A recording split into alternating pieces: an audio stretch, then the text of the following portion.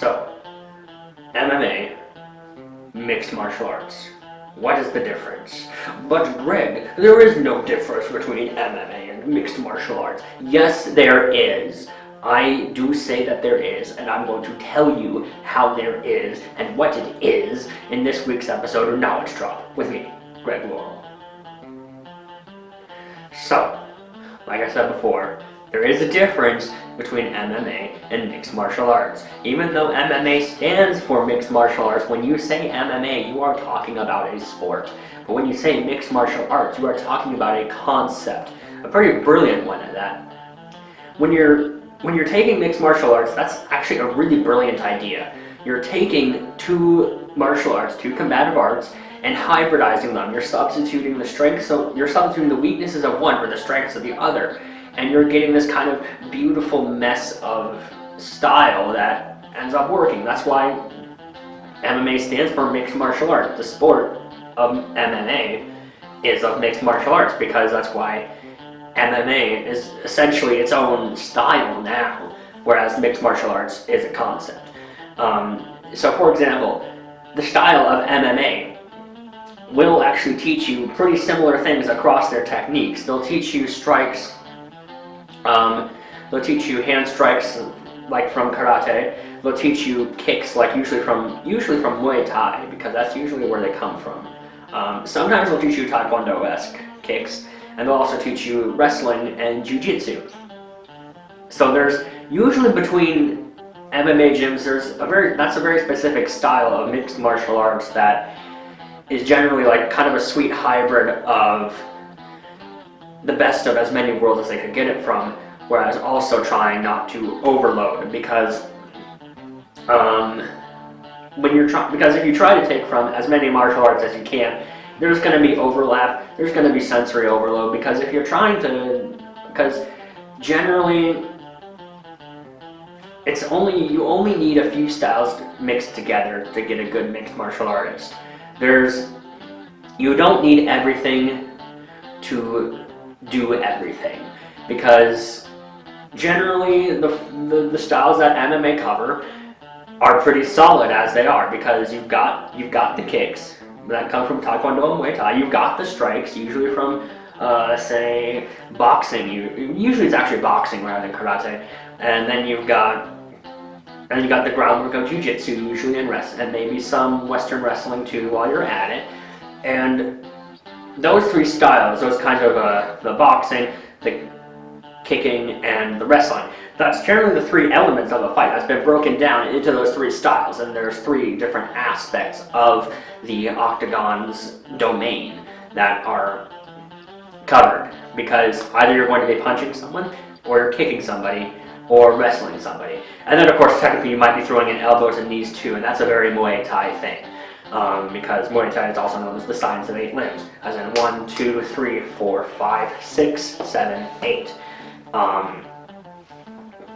And you've got all those elements that have combined together to create MMA, but mixed martial arts is a concept of anybody who's hybridized 2 or more different styles. Like for example, my mixed martial arts is that combination of karate, Wing Chun, historical European martial arts, Eskrima, and a bit of American Kempo while we're at it, because I did do American Kempo for a while. And then you got, I already said Wing Chun, right? Anyways, generally when one thinks of MMA or mixed martial arts as the concept that it is, they think of MMA fighters when they think of mixed martial arts, but it's not always been that way. Like, I mean, you could say that the pioneer of mixed martial arts, because before globalization, martial arts was very much its own domain in its own areas, because generally you only needed to do that. But how do I say that? Because you see, people didn't used to travel nearly as much as they do now. The world wasn't always so connected, and that seems obvious. But when it translates into martial arts, it becomes quite the conundrum, because generally you wouldn't usually fight somebody who's fighting with a different style than you. And that's because you usually didn't travel all that much. I And the average person who, even if they were trained, would be fighting against people trained similarly.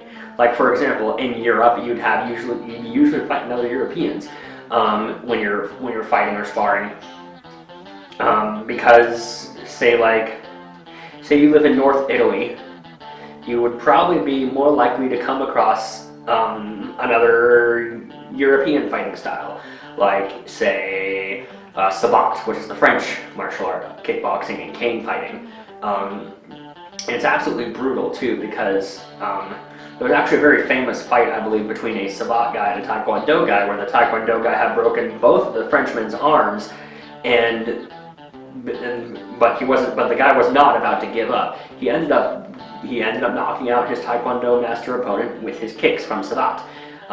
That's not the be-all end-all of savate is better than taekwondo. No. They each have their own strengths. They each have their own weaknesses, as always established by any martial art. That if you want to learn how to wrestle, learn to wrestle. If you want to learn to grapple like a jiu-jitsu, you learn jiu-jitsu. You usually don't go to an MMA gym to learn to fight on the streets, because MMA is a sport.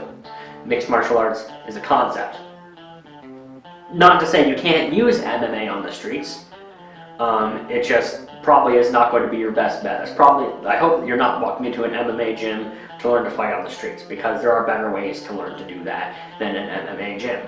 I hope you're walking into an MMA gym to learn how to fight in the Octagon, because that's generally what it's for, because the Octagon has a lot of rules, and that is the reason why I actually did not do too well in my first Octagon fight, because I was too worried about what could I do, and that ended up getting the better of me.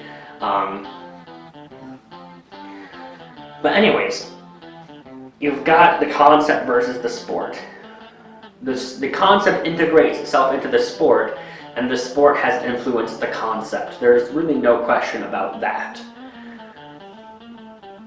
Because of the boon that MMA has gotten, traditional martial arts, make no mistake, they've been dwindling a bit. They've been not as popular. You don't get a lot of traditional martial arts, especially not in Washington anymore. I mean, you know how often I search up kickboxing tournament or just karate tournament in Washington State? No, I don't get any of that. It's all like MMA, and it's usually all up north of Seattle or down in Oregon or in Spokane. Like, why do I live in such a dry area when it comes to combative sports? It has annoyed me to absolutely no end, and I am digressing again, and I'll do something about it, I'm sure. I'll move back to Minnesota. I don't know. Assuming their scene's any better. But you've got the sport, you've got the concept. They influence each other pretty heavily, because in the early days of MMA, there was a lot of strikers. You had a lot of people and there was no weight classes, there was no illegal strikes, except biting and hair pulling and eye gouging.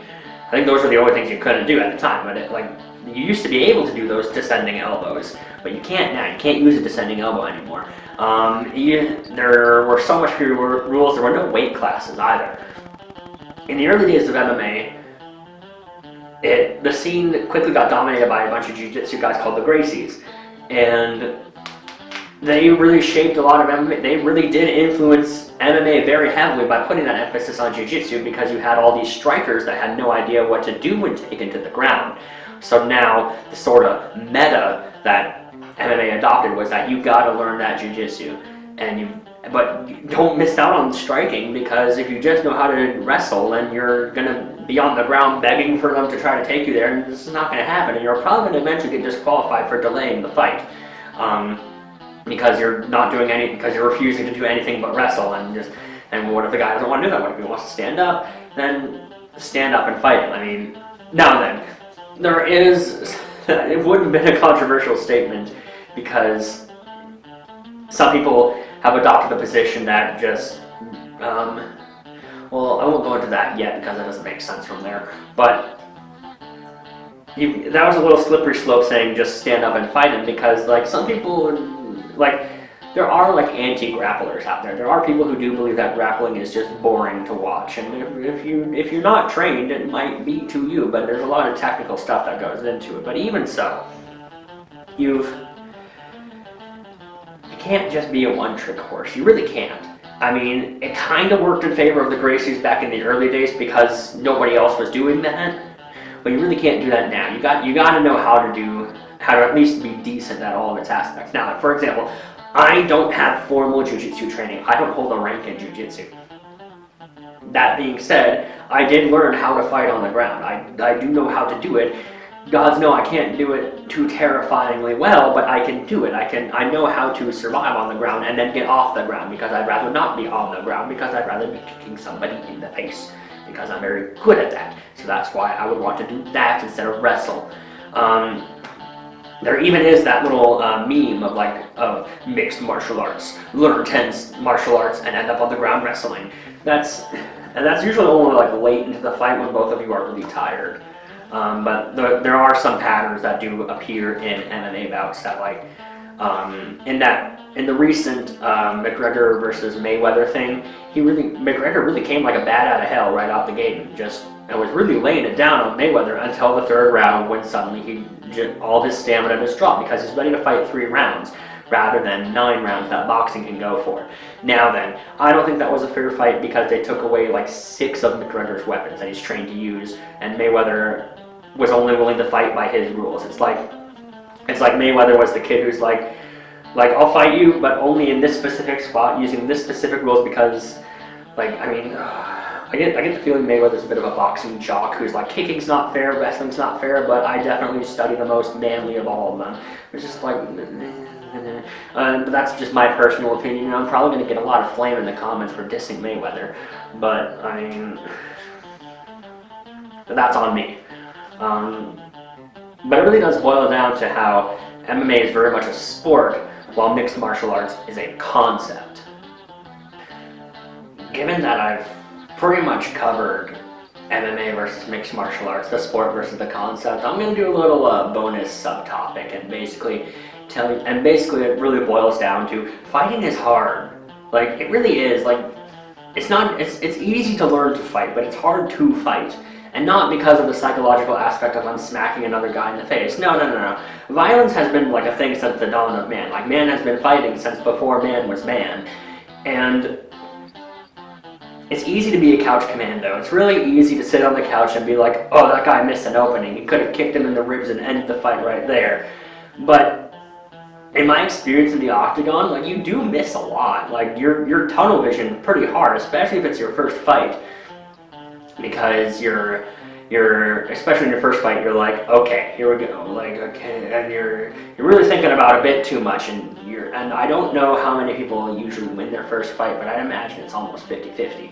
Well, it is 50-50 probably, because one man wins and one man loses, but even so, it's hard to fight, but it's easy to learn to fight. It is totally different.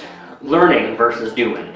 Like, all the training in the world won't, like, all the simulations in the world probably won't adequately prepare you for an actual situation, whether it's in the ring or on the street or on the battlefield.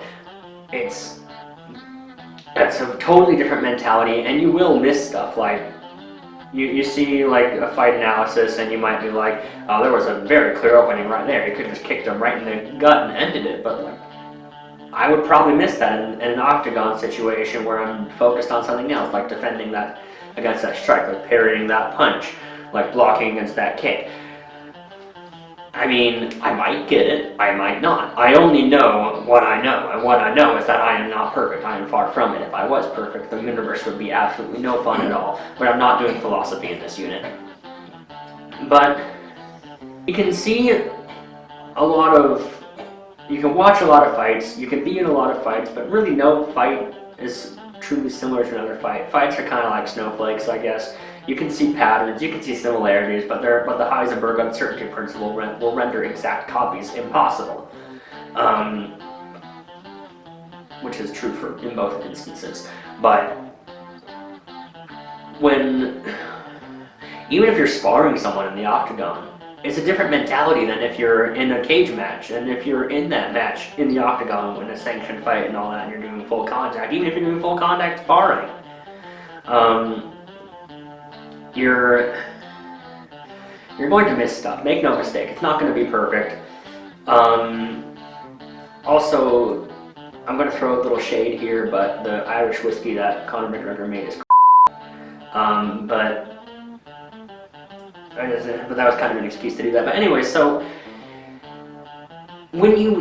so I'll take you through my Octagon experience when I do it. Like I'll go up I'll go down the aisle, I'll step in, they're like, all right, surrender your shirt, and I'm like, oh, I'll take my shirt off because you don't fight with the shirt on. I mean, it used to be that you could wear whatever into the ring, as long as it wasn't like full on armor plates. Like you could wear a traditional gi, but now it's just MMA shorts and no shirt, and not gi pants either, which kind of annoyed me a little bit because I prefer gi pants to the MMA shorts because reasons. I just find them easier to maneuver in. But I don't mind no shirt. But that's just my opinion on MMA's policies on their uniform, and that's a whole different issue that I will not touch because it's clearly been ironed out over a while and trying to get equal footing at least as much as possible. But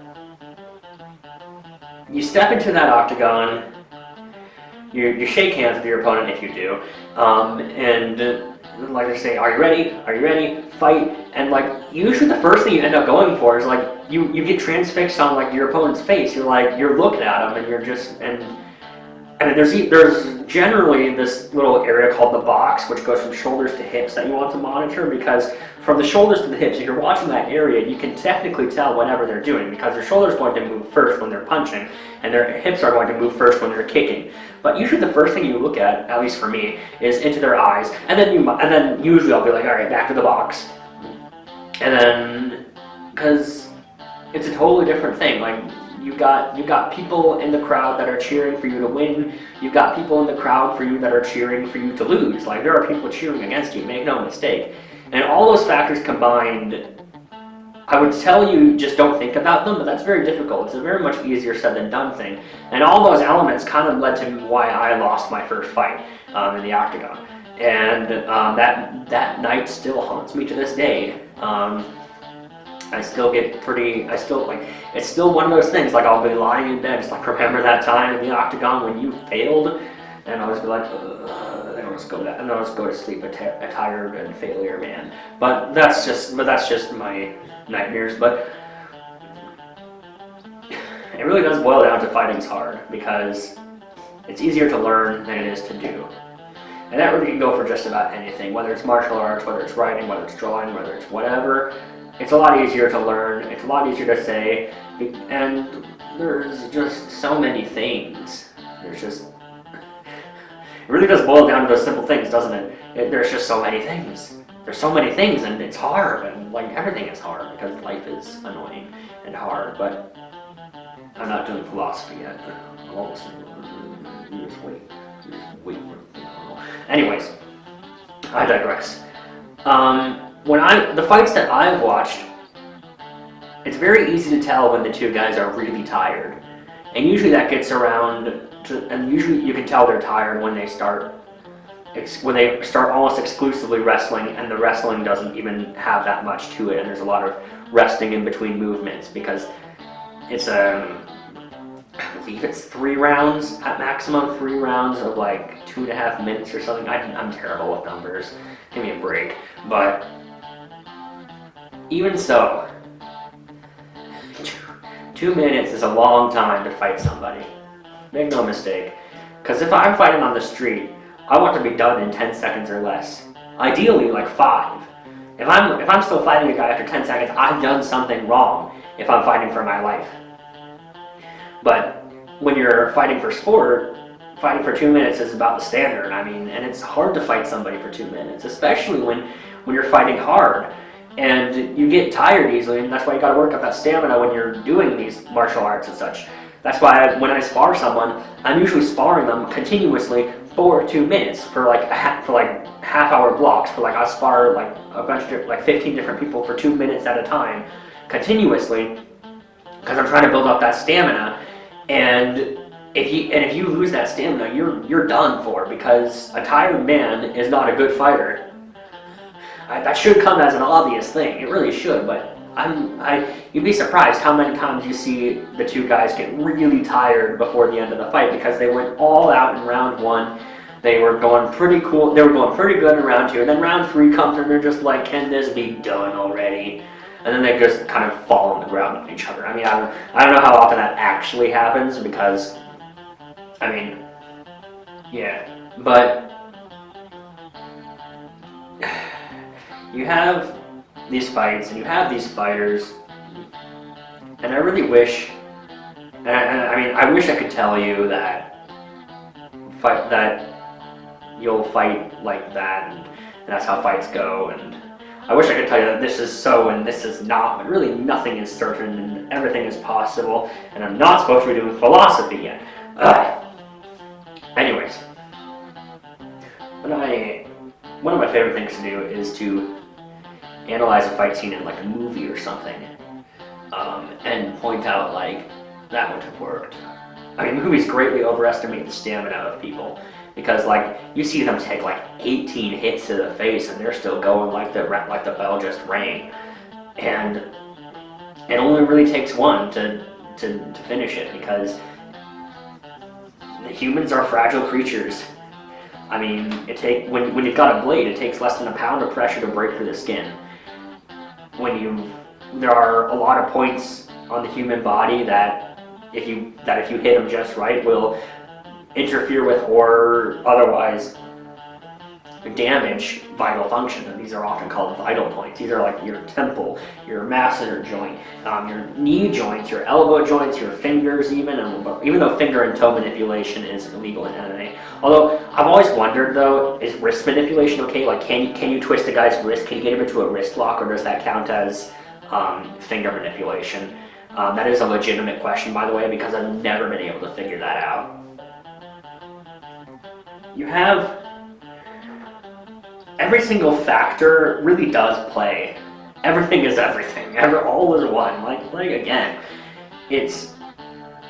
there's such a spectrum of things. There's so many things, and fighting is hard, and it really does boil down to that. Even with MMA as a sport, mixed martial arts as a concept, just like fighting in general, it's just difficult. It really is. And not just because I'm fighting another living, breathing thing. No. I got no qualms about that. It's hard because like there's just so many things. And I feel like I kind of devolved in my speech a little bit even. But at least the gist of it. And when you take all those things and they suddenly start weighing down on you like a ton of bricks, then you're going to mess up. You're going to miss things. Make no mistake. You're not going to see every opening, let alone take advantage of them. But it really does boil down to that. Fighting's hard. It's easy to talk about fighting. It's easy to show somebody how good of a fighter you are, but it's much harder to back that up. It's much harder to fight than it is to learn to fight. Thank you for watching this week's episode of Knowledge Talk with me, Greg Laurel. If you want to keep yourself updated on episodes and never miss one, do go ahead and click that subscribe button below. If you got suggestions, comments, or even questions for me regarding the show's topic, or just about me in general, go ahead and leave a comment. I'm probably watching. So until next week, may warrior and scholar come together and help each other to return home in great victory.